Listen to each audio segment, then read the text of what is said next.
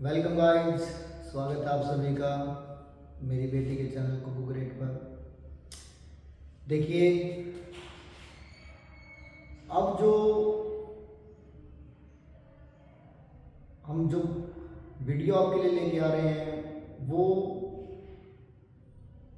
Boards exam में बहुत importance है। 10th, 11th और 12th और न्यू जो सिलेबस हमारा 6, 7, 8 तो आया है, इसकी सभी की वीडियोस आपको इस चैनल से मिलेंगी। तो चैनल पर बने रहें, लाइक करें और शेयर करें। आज का जो चैप्टर है हमारा वो पॉलिनोमियल से स्टार्ट है। देखिए, पॉलिनोमियल ये 7th क्लास से हमारा जो है वो टॉपिक स्टार्ट होता है कि व्हाट इज द पॉलिनोमियल। लेकिन हम एमएससी तक कर जाते हैं, लेकिन हमें ये नहीं बताता होता कि पॉलिनोमियल है क्या। सबसे पहले हमने यही बताना है कि इंट्रोडक्शन ऑफ पॉलिनोमियल्स कि पॉलिनोमियल्स में है क्या, तब जाके हम चैप्टर को सोल्व कर पाएंगे। हम किसी के शादी में घुस जाएं और हमें यही नहीं पता कि शादी किसकी है, तो फिर तो मार खानी है। किसी के टेंट में घुसेंगे तो मार खानी है। तो सबसे पहले क्या है, आपको देखिए, पॉलिनोमियल जो है वो दो शब्दों से मिलकर बना है। पहला है पॉली प्लस नोमियल। क्या है? Poly plus नोमियल।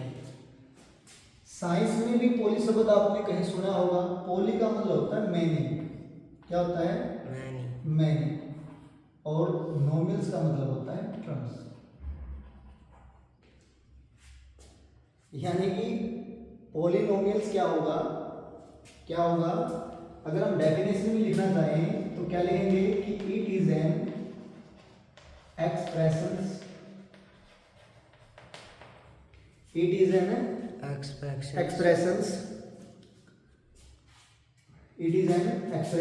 Of a combination. किसका कॉम्बिनेशन है? Combination of variables and coefficients. It is an expression of a combinations of variables and coefficients. कि इसमें क्या होता है, कई टर्में मिलकर क्या करती हैं, एक एक्सप्रेशन बनाते हैं, एक अलजेब्रिक एक्सप्रेशन बनाती हैं। एक शब्द यूज हुआ अलजेब्रिक एक्सप्रेशन। मैंने एक शब्द यूज कर दिया अलजेब्रिक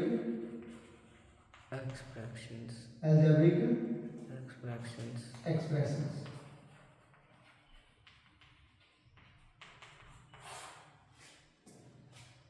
देखिए, तो घबराने की बात नहीं है। ये नए नए जो शब्द, वैसे तो ये बहुत पुराने शब्द है, लेकिन इन चीज़ों को हम क्या करते हैं, थोड़ा सा इजी ले लेते हैं। लेकिन ये इजी लेने की चीज़ें नहीं है। जब तक आप इन चीज़ों की नॉलेज नहीं लोगे तब तक आप मैथ पे पकड़ नहीं बना पाओगे। देखिए, अलजेब्रिक एक्सप्रेशन क्या होता है, हमारे पास 4 ऑपरेटर होते हैं, प्लस माइनस डिवाइड मल्टीप्लाई और भी होते हैं हमारे पास। लेकिन बेसिकली हम 4 ऑपरेटर की बात कर रहे हैं। जब किसी भी सिंगल टर्म्स को हम क्या करते हैं, किसी अदर टर्म के साथ कनेक्ट कर देते हैं with the help of operators. When single terms are connected with other with using symbols with connectors. ठीक है, जिनको हम मैथ के लैंग्वेज में क्या बोलते हैं, ऑपरेटर। तो वो क्या बना जाता है, अलजेब्रिक एक्सप्रेशन बना जाता है। प्लस माइनस डिवाइड और मल्टीप्लाई। हम बेसिक सिंबल्स की बात कर रहे हैं कि जब हम क्या करते हैं, इनको कनेक्ट, जैसे एग्जांपल लेते हैं। देखिए, हमारे पास टर्म शब्द आया था, हमने क्या है, चलिए 3x², 7x और 8, चलो ये अलग अलग हमने 3 टर्म लिख दी, सिंगल टर्म में लिखी अलग अलग। ठीक है, जब हमने क्या कर दिया, इनको सिंबल्स का यूज करके कि 3x² प्लस 7x माइनस 8, इनको क्या कर दिया, कनेक्टेड कर दिया एक दूसरे से। तो ये इन्होंने क्या बना दिया है, अलजेब्रिक एक्सप्रेशन बना दिया। ठीक है, तो ये हमारा अलजेब्रिक एक्सप्रेशन होता है। अब हमारी जो डेफिनेशन है इसमें दो शब्द यूज हुए हैं। क्या शब्द यूज हुए हैं, एक तो यूज हुआ वेरिएबल और एक यूज हुआ कोफिशिएंट। अब जब तक हमें वेरिएबल और कोफिशिएंट का ही नहीं पता या कांस्टेंट का ही नहीं पता, तो फिर हम आगे कैसे जाएंगे। पॉलिनोमियल क्या होता है, देखिए पॉली का मतलब होता है मैनी, नोमियल का मतलब टर्म्स, कि जब बहुत सी टर्म या कई टर्में मिलकर क्या करती हैं, या वेरिएबल्स और कांस्टेंट और कोफिशिएंट मिलकर क्या करते हैं, एक अलजेब्रिक एक्सप्रेशन बनाते हैं, तो वो हमारा क्या बन जाता है, पॉलिनोमियल। जैसे हमने लिखा है 3x² प्लस 7x माइनस 8 जो लिखा, तो ये मेरा क्या बन गया कि अलजेब्रिक एक्सप्रेशन के साथ साथ एक पॉलिनोमियल बन गया। ठीक है, ओके। अब हम जो बात करेंगे वो क्या बात करेंगे, देखिए हमें स्टेप टू स्टेप इन चीजें समझनी है। क्या समझनी है, देखिए सबसे पहले कि कोफिशिएंट क्या होता है, कांस्टेंट क्या होता है, या वेरिएबल क्या होता है, और कांस्टेंट। देखिए कोफिशिएंट क्या होता है, सबसे पहले आपने क्या है, आपने कोई भी अलजेब्रिक जो एक्सप्रेशन जो लिख दीजिए। जैसे मान लीजिए हमने क्या लिख दिया, यही लिख लिया 3x प्लस 2x माइनस 7, ये ले लिया मैंने। ठीक है, अब इसमें आपसे क्वेश्चन पूछ लिया कि choose the coefficient of x²। क्या पता पूछा इसने, कोफिशिएंट ऑफ x² बताइए। आपने क्या करना है, जो वैल्यू इसमें दी है आपने उसके पास जाना है। ये देखिए x² यहाँ पे है, उसके आगे जो भी न्यूमेरिकल वैल्यू आपको दी गई है, न्यूमेरिकल वैल्यू जो भी दी गई है, बस उसको लिख देना है। वही हमारा क्या हो गया, कोफिशिएंट। तो यहाँ पर इसका आंसर क्या आ गया, 3। अगर आपको मान लीजिए सिंगल दे दिया x² प्लस 2x, तो ध्यान रखिए जब भी किसी भी वेरिएबल के आगे कुछ नहीं है, x y z a b c d n r e जो भी होते हैं भाई, ये सारे क्या होते हैं, वेरिएबल होते हैं। ठीक है, तो इसके आगे देखिए यहाँ पे कुछ नहीं है, तो कोई बात नहीं, सबका मालिक एक। तो ये ध्यान रखिए, अगर इसके आगे कुछ नहीं है तो भी क्या है, 1 है, तो भी हमारा कोफिशिएंट क्या आ जाएगा, 1। गलती क्या आती है, जैसे कई बार क्वेश्चन में ये दे दिया कि -x² प्लस 2x माइनस 7, तो बच्चे क्या कर देते हैं, इसका आंसर 1 ही लिख देते हैं। ये सबसे बड़ी मिस्टेक हमारी है, ये गलती नहीं करनी है। इसके आगे जो माइनस दी गई है, तो इस बात का विशेष ध्यान रखें कि जो सिंबल है वो साथ में चलेगा, तो मेरा जो कोफिशिएंट आएगा वो क्या आएगा, -1। ठीक है, यस सर। तो कोफिशिएंट क्लियर कुछ, यस सर। अब चलते हैं हमारी वेरिएबल पे।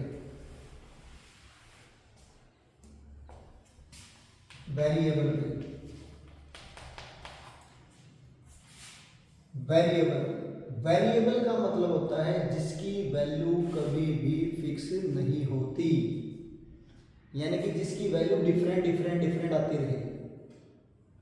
यस, क्या आ जाए, वैल्यू डिफरेंट आती रहे, तो हमारे वो क्या होते हैं, वेरिएबल। और इसमें जैसे हमारे हमने क्या ले लिया, क्वेश्चन ले लिया कि x² plus 3 is equal to 0। ठीक है, यस सर। x² प्लस या x plus 3 is equal to 0 ले लिया हमने, तो x की वैल्यू क्या आ गई, -3। अब अगर मैंने ले लिया कि x माइनस 3 इक्वल टू 0, अब यहाँ पर वैल्यू क्या है इसकी, 3। तो वेरिएबल्स में क्या होता है कि इसकी जो वैल्यूज है वो चेंज होती रहती हैं, तो जो भी आपके अल्फाबेट जो इसमें दिए जाते हैं वो हमारे क्या होते हैं, वेरिएबल। ठीक है, चलो। अब है कांस्टेंट। कांस्टेंट का मतलब होता है कि क्लास का वो शख्स जिसको किसी से कोई मतलब नहीं, यानी कि जिसने कोई वेरिएबल का मतलब नहीं, वो सिर्फ क्या ऊपर सिंगल बैठा है, हाँ भाई मुझे कोई मतलब नहीं किसी से। अब यहाँ पर देखोगे तो जो मेरा 7 है वो ध्यान से देखिए, इसके साथ कोई वेरिएबल नहीं है, यानी कि जिसके साथ कोई वेरिएबल ना लगे हो वो मेरा क्या होगा, कांस्टेंट। ठीक है, जैसे हमने और ले लिया कि 7x + 9। ठीक है, तो ये बताइए इसमें कांस्टेंट टर्म कौन सी है, प्लस का 9, प्लस का 9, और 7 क्या है, वो कोफिशिएंट, और x क्या है मेरा वेरिएबल, और प्लस माइनस आपको पता है क्या है, ये हमारे ऑपरेटर। यहाँ तक क्लियर? Yes sir. अब चलिए हमारा नेक्स्ट,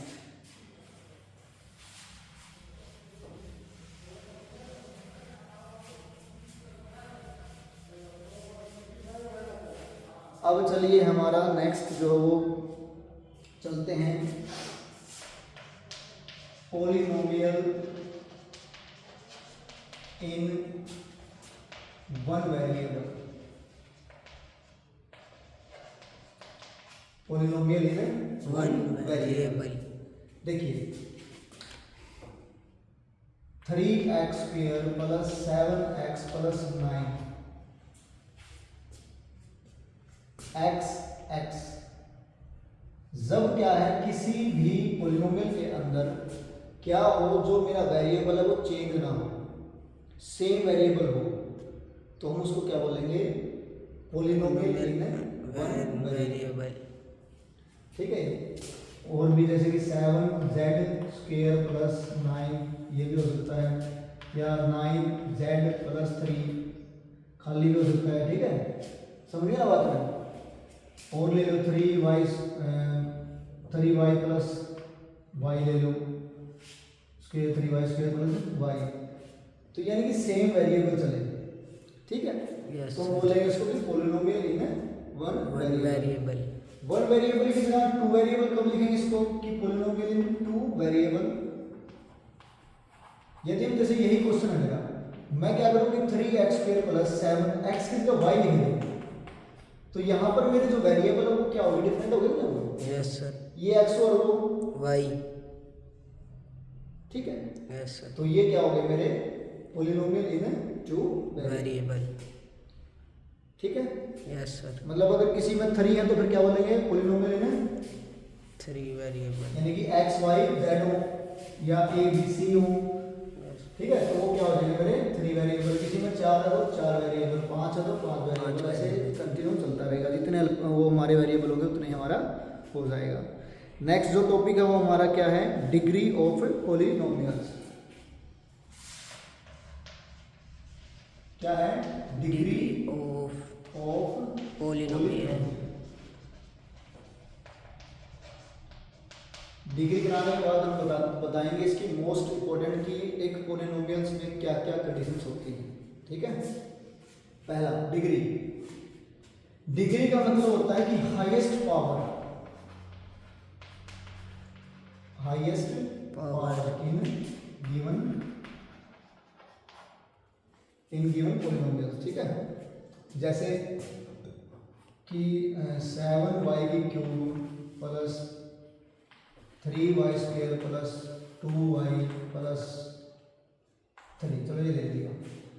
तो आपने कोई मतलब नहीं है, आपने क्या करना है, आपसे कुछ पूछ लिया कि भाई इसकी डिग्री बताइए, तो आपने क्या करना है, जो सबसे हाईएस्ट पावर है, जिस वेरिएबल में वेरिएबल देखिए वेरिएबल की सबसे हाईएस्ट पावर उसको उठाएंगे, तो यहाँ पर मेरी डिग्री जो पावर क्या होगी मेरी 3 होगी। 3, ठीक है, यानी कि बात समझ में आ गई ना, समझ में आएगी कि जब भी आपसे डिग्री ऑफ पॉलिनोमियल में क्या पूछेगा, वो सबसे पहले आपसे पूछेगा कि हाईएस्ट पावर, आपने उसको देखना है, और देखते ही सबसे जो बड़ी पावर है उसको लिख देना कि that is the degree of polynomial. जैसे और एक क्वेश्चन लेते हैं हम कि 3z⁴ + 9z⁴ 5 3z²। अब इसमें मान लिया हम पूछे तो क्या लिखेंगे, z का 5, z का 5 नहीं, खाली 5 की हाईएस्ट डिग्री जो मेरी 5 है, मतलब मैंने सेंटर में ले लिया इसको।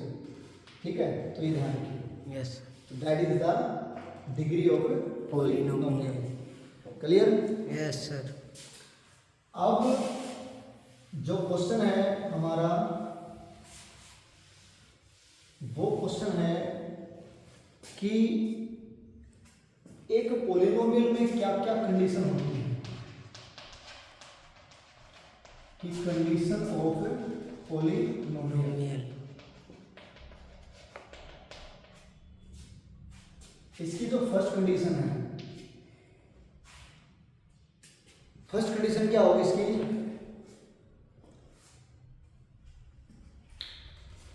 फर्स्ट कंडीशन क्या होगी कि it can not, it can not,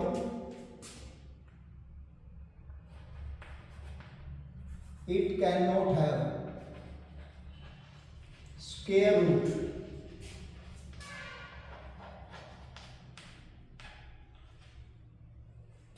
it cannot have square root on variable, कि इसके अंदर कभी भी वेरिएबल में पावर जो वो स्क्वायर रूट में नहीं हो सकती। कैसे, जैसे मान ली 3x की पावर 1/2 प्लस 7x प्लस 9, कुछ इस तरह का मान लो आपको दे दिया। अब x की पावर 1/2 का मतलब क्या हो गया कि 3 root x plus 7x plus 9, यानी कि कभी भी वेरिएबल रूट में नहीं हो सकता, कभी भी जो उसकी पावर है वो कभी भी स्क्वायर रूट में नहीं हो सकती। ठीक है, यस सर, समझा गया? Yes sir. क्या बोला मैंने कि इसकी पावर कभी स्क्वायर रूट में नहीं हो सकती। सेकंड कंडीशन, नो फ्रैक्शन और नेगेटिव पावर इन वेरिएबल, कि वेरिएबल में फ्रैक्शन और नेगेटिव पावर भी नहीं हो सकती। कैसे, जैसे 3x की पावर -2 प्लस 7x प्लस 2, तो जो कंडीशन है वो कि नेगेटिव पावर भी नहीं हो सकती। ठीक है, या 3x की पावर 1/3 प्लस 7x प्लस 2, तो उसकी जो पावर वो फ्रैक्शन में भी नहीं हो सकती। अगर ऐसा है तो वो पॉलिनोमियल नहीं होगा। ठीक है, अब आपसे क्वेश्चन पूछ ले कि भाई इट में बी पॉलिनोमियल और नॉट, तो ये पॉलिनोमियल कभी पॉसिबल है ही नहीं। यस ठीक है, सर।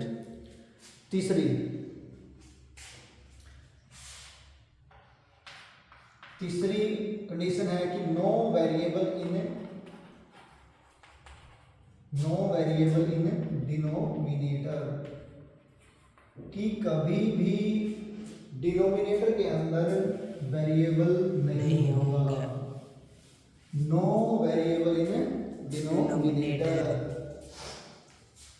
कैसे, जैसे मान लीजिए 3/x प्लस 7x प्लस 9, तो यानी कि जो वेरिएबल है वो कभी भी उसके डिनोमिनेटर में नहीं होगा।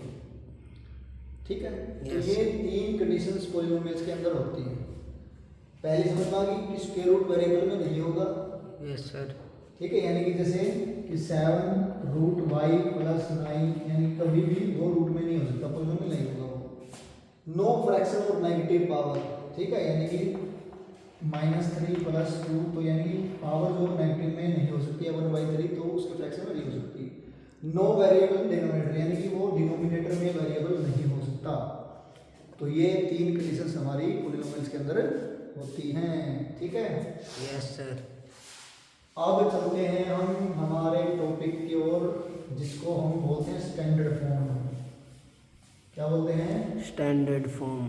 Standard form. चलिए, स्टैंडर्ड फॉर्म से पहले पीछे से एक कंडीशन और आ गई कि सर डिग्री ऑफ पावर में आगे डिग्रीज के बारे में और बता दीजिए। चलिए, पहला है, देखिए फिर से हम डिग्री और पॉलिनोमियल की बात कर रहे हैं।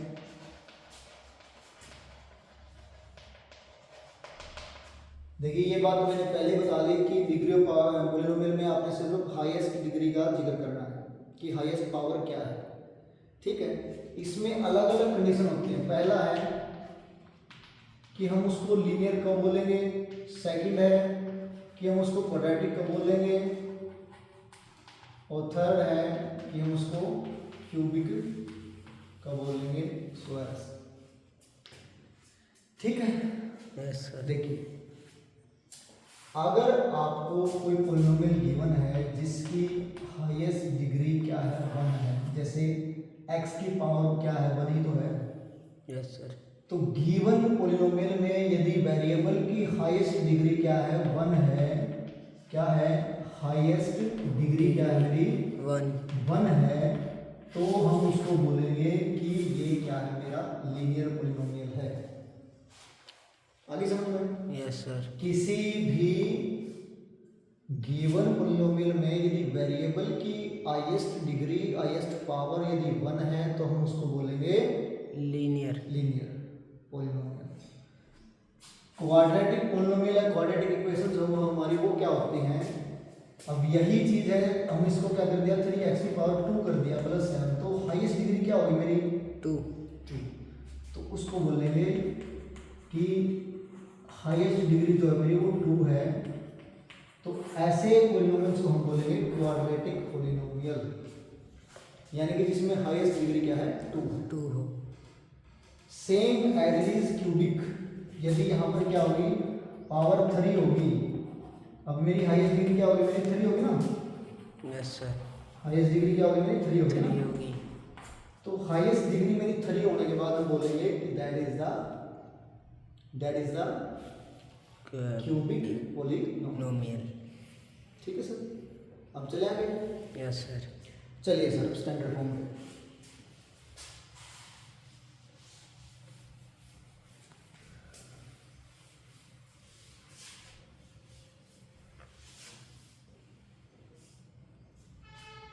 देखिए हमारी जो स्टैंडर्ड फॉर्म होती है, जो हमारी क्वाड्रेटिक इक्वेशन में काम आएगी,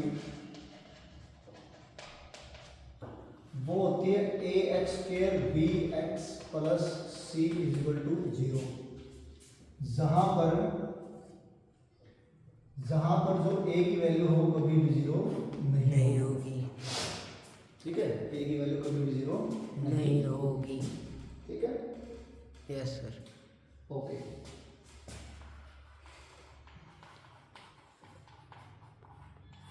और यही हमारा बेसिक मूल मंत्र भी होता है, क्या फाइंड आउट करने का। देखिए आपको इस चैप्टर में ये 3 चीजें पूछेगा, factors of polynomial,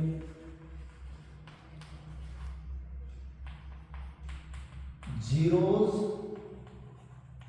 of polynomial and roots of polynomial.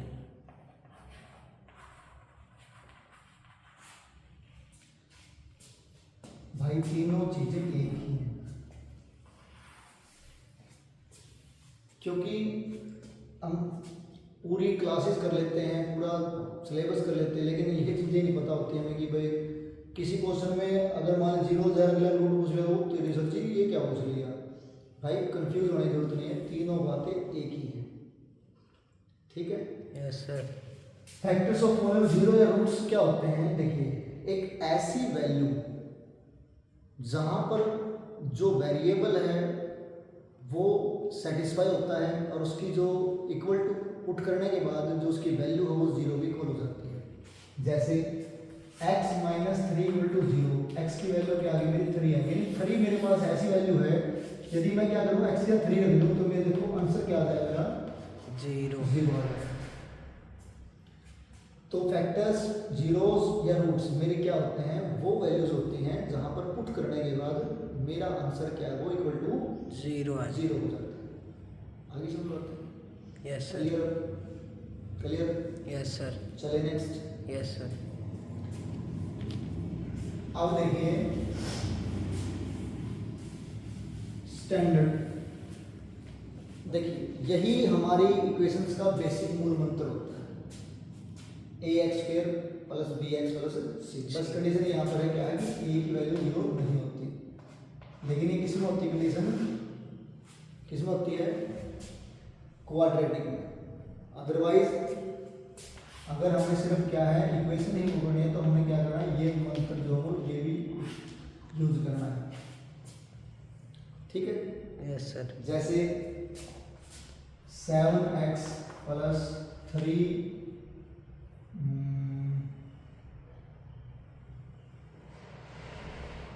y plus 9,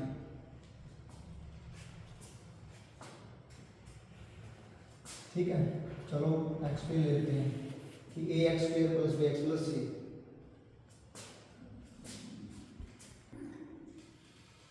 ठीक है, तो देखो अगर हम कंपेयर करेंगे जैसे एक्स स्क्वेयर है तो देखो ए की वैल्यू क्या लगेगी, क्या ए की वैल्यू 7 एक्स है, और यहाँ पर भी मैंने जैसे क्या कर लिया एक्स, क्योंकि सेम वेरिएबल है ना। Yes. 7x square plus 3x plus 9, तो b की वैल्यू क्या आ गई मेरी 3, और कांस्टेंट टर्म क्या आ गई मेरी 9, ठीक है। Yes sir. देखो आपको है ना एक छोटा सा क्वेश्चन लीजिए और उस क्वेश्चन से समझिए। क्वेश्चन है मान लीजिए, चलो x square plus 7x plus 10 equal to 0। Question आ गया। अब क्वेश्चन आ गया कि find the factors of given polynomials and compare the zeros. इस तरह क्वेश्चन आ जाएगा, ठीक है। अब इसमें हम आपको सब कुछ समझा रहे हैं, इसमें सम ऑफ जीरोस भी बता देंगे, प्रोडक्ट ऑफ जीरोस भी बता देंगे, फैक्टर्स भी बता देंगे, सब कुछ यहाँ देखिए बिल्कुल स्मूथली समझिए। देखिए अब जो एक कंडीशन है हमारी वो क्या है कि a x square b x plus c equal to 0 वाली है, जिसमें ए की वैल्यू 0 नहीं है, ठीक है, इक्वल टू 0 है ना, तो मैंने इसको इरेज कर लिया, ठीक है। 2 सेकंड के लिए हम फैक्टर वाले में क्या करते थे कि बीच वाले के ऐसे टुकड़े करते थे कि मल्टीप्लाई करें तो इसकी मल्टीप्लाई का बराबर और ऐड करें तो ये आंसर आ जाए। Yes sir. तो 10 के फैक्टर देखिए तो 2 5 से 10, तो 5 और 2 ऐड करें तो 7 हो गया, मल्टीप्लाई करें तो 10 है ना। Yes, तो sir. क्या बने मेरे 2x 5x प्लस 10 और इक्वल टू 0 है, इक्वल टू 0 है ना। Yes sir. x यहाँ से कॉमन आ रहा है तो x प्लस 2, यस यहाँ से क्या कॉमन आ रहा है 5x प्लस 2 इक्वल टू 0। दोनों में देखिए x प्लस 2 कॉमन है, yes sir. x plus 5 equal to 0। 0 जब हम कंपेयर कर रहे हैं तो x की वैल्यू देखिए इक्वल टू 0, x की वैल्यू क्या आ गई तो -2 आ गई, और x प्लस 5 इक्वल टू 0 और x की वैल्यू क्या आ गई मेरी -5, ठीक है। ये हमारा फैक्टर्स वाला है।